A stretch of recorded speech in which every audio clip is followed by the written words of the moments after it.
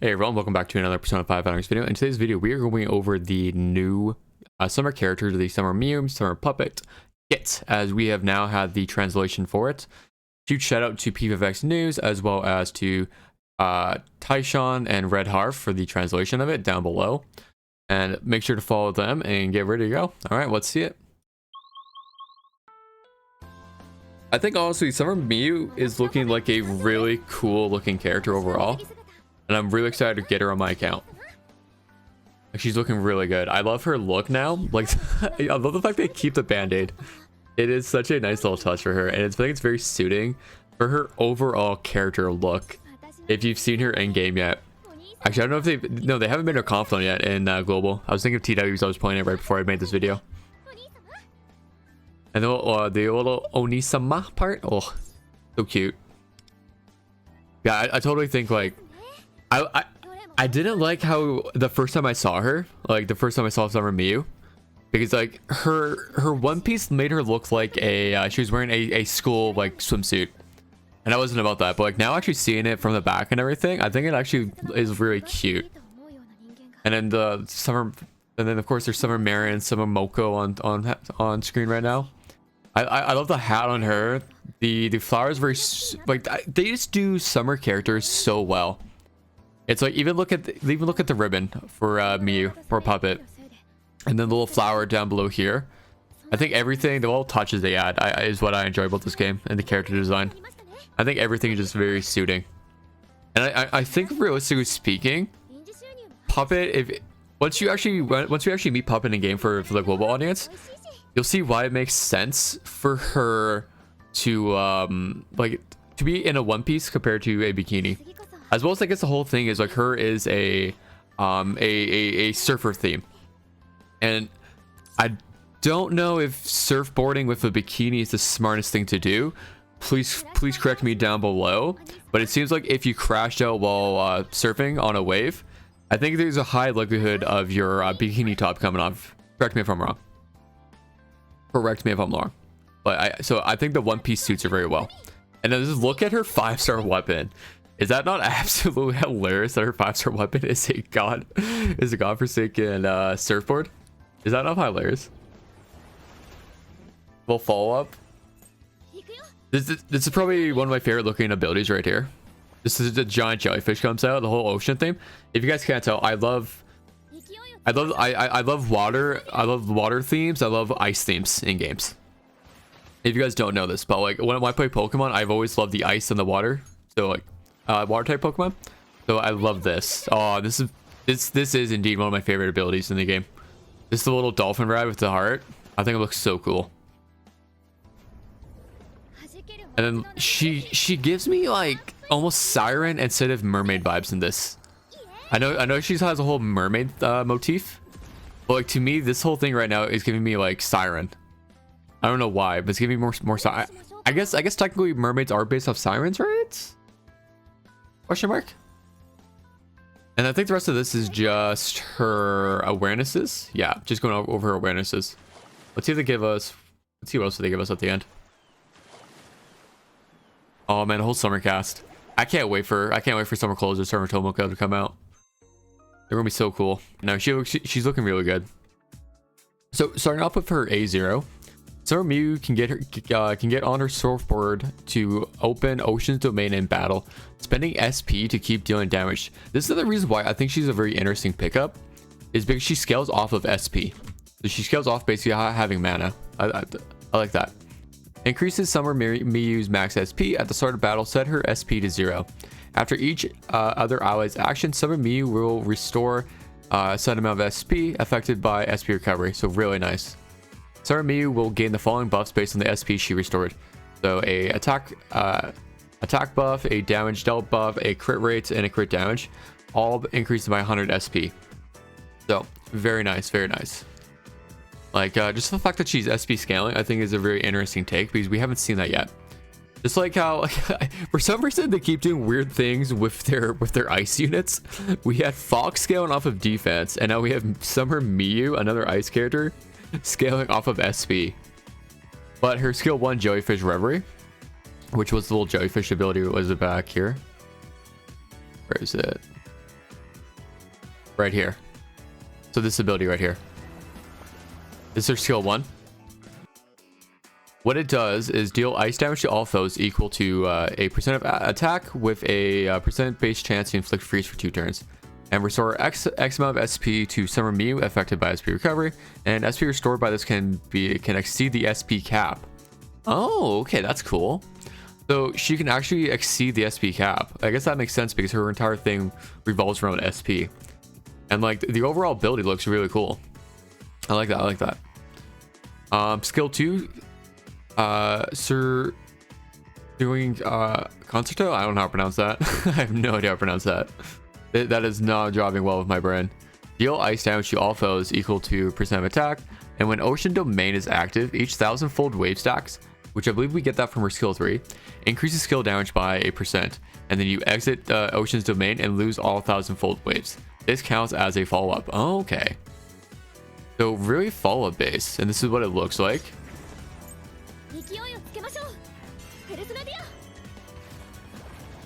I like this, but I think the overall ending of it, I think they could have done better. I think her skill 1 looks better. I think her skill 1 looks way better. And then her skill 3. Oh, that is quite the paragraph. So she gets on the surfboard, immediately cleanse Summer Mew's mental elements and open ocean domains. Gain null down. Ooh, and null mental control. Okay. That's actually really nice. So with them adding in this, it just means that no matter what, she will always, while ocean domain is active, she will always be up. She'll never go down. She'll always be able to do her follow-up. That's a really nice addition, because like the problem with characters like I know Fox can go down, and if Fox is down, he can't actually do his follow-up or his counterattack. And I believe so. I believe same with Yui. I haven't really experimented with Yui because I've never actually really gone down with Yui. Summer Mew cannot use melee attack, gun attack, and items. When gaining any effect, extend the duration by 1 turn. When an ally ends their turn, automatically use follow-up, Tidal Surge, if Summer Mew has enough SP. So every time one of her allies does an action, she will do a follow-up attack. Okay, we like that. And then Tidal Surge, spend an amount of SP to deal ice damage to all foes equal to 2% of her attack, and gain 1000-fold wave stack. Each 1000-fold wave stack increases Tidal Surge skill damage and SP cost, and stacks up to X amount of times. This counts as a follow-up damage. Damage from this follow-up cannot deal down points. Okay, so her follow-up attacks can't actually deal any down, which makes sense. I think that's fair. That would have been very broken if it could, though. Or really good. Use the skill again to exit Ocean's Domain, then lose all 1000-fold waves. And Summer Mew can still use other skills, but cannot open Ocean Domains this turn. Okay, so then there's a 1-turn cooldown. So it looks like how she works is her allies, as well as her skill 1, you use that to gain, to basically max out her SP. Then you use Ocean Domain, or sorry, not Lightwave Leap to open up the Ocean Domain. You do a bunch of follow-up attacks, and then you exit out with your skill 2. Because right here is deal ice damage to all foes equal to blah blah. When Ocean Domain is active, each 1000-fold wave stack increases skill damage by X%. And we get 1000 right down here. Gain 1000-fold wave stack, exactly. So every Tidal Surge you gain. So every time she does a follow-up attack, she gains a 1000-fold wave stack, which then will increase her skill 2. And then you use skill 2 to exit Ocean Domain. You can kind of start the whole thing over again. Okay, that makes sense. That makes sense. And then her skill 3, of course, they reset it. Is the dolphin ride. Oh man, that's so adorable. That's so cute. It's so cute. I love it. I love her appearance. I'm so excited to grab her next week. And then highlight, deal ice damage to all foes. If Ocean Domain is active, deal ice damage to all foes. Okay, so basically you want to use her highlight while you're in skill 3. Okay, that makes sense. That makes sense. Then it looks like after this, and that's her follow-up attack. Her follow-up attack looks kind of lame, I will say. I really like the look of but this looks cool. Again, she very much still looks like I know she has the mermaid motif and the whole, or siren, I would say, even That even looks more like a siren, but I know it's a mermaid motif based off of her 5-star weapon. But it even reminds me of a siren. And then her 5-star weapon is the Dreaming Mermaid, which Ripple Reverie increases crit damage, increases follow-up crit rates. Okay, crit damage and crit rates. So her 5-star weapon, based off how much it gives, this could be a really good pickup. And that's the theme they're going, is they're like making 5-star weapons so good. And when spending SP of a skill, permanently increase damage by a percent up to 5 times. Okay, so she does 5 follow-up actions. She's at max attacks. Okay, that's nice. That's nice. And then talent 1 during battle, increase Summer Miu's attack based on her SP recovery up to an amount. And when Ocean's Domain is active, increase damage dealt. Okay, these are very basic but really nice talents, I will say. And then going over her awarenesses now. So A1, Girl from the Sea, decrease the SP cost of Tile Surge. Okay, that's good. Increase the maximum number of 1,000 fold stacks. And when Summer Miu opens Ocean Domain, immediately extend all her effects. So her A1's looking kind of nice. Extend all of her effect durations. So, and then you gain decreased SP cost, which means she can do more Tidal Surges. And that means more 1,000 fold waves, which means even more skill 2, I would imagine, right? Yeah, even more skill 2 damage, because I'm assuming skill 2 is going to be her big damage dealer. And then A2, Gazing at Sunset. When Ocean's Domain is active, increase Summer Miu's crit damage by %, and after using Tidal Surge at X amount of time, Summer Miu will use one special Tidal Surge. This Tidal Surge does not cost SP and grant 1,000 fold waves. Oh, and it grants. Okay, that's good. We like that. We like that. So it basically just helps stack up Tidal Surge. I will say it definitely seems like A1 over going for A2. Because A2 does, I don't know, it's cool, but like I think A1 at least does more stuff. A3 is just that. A4 is highlights. Increases Summer Miu's follow-up damage by X% for X turns. Okay, that's not bad. This is basically her bread and butter. Like, so you would use highlight at A4, you use highlight, and then you're getting all the follow-ups. A5 doesn't really matter because it's just a skill up, and then A6. A6 is increase Summer Miu's max SP, and at the start of battle, fully restore SP, then automatically open Ocean's Domain. Oh, so she starts in Ocean's Domain. Oh, that's cool. Okay, A6. Okay, so far it's looking nasty.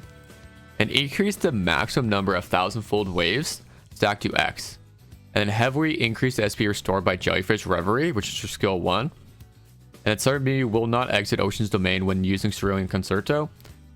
And change the timing 1,000-fold wave stack lost to the end of turn. Fully restore SP after losing all stacks. Whoa, okay. Okay, her A6 is looking disgusting, of course. Absolutely disgusting. Okay, that's interesting. I will definitely say your A6 is definitely looking disgusting based off of that. But I think as a free-to-play player, I think A0 is probably fine. A1, of course. But probably you want her weapon, right?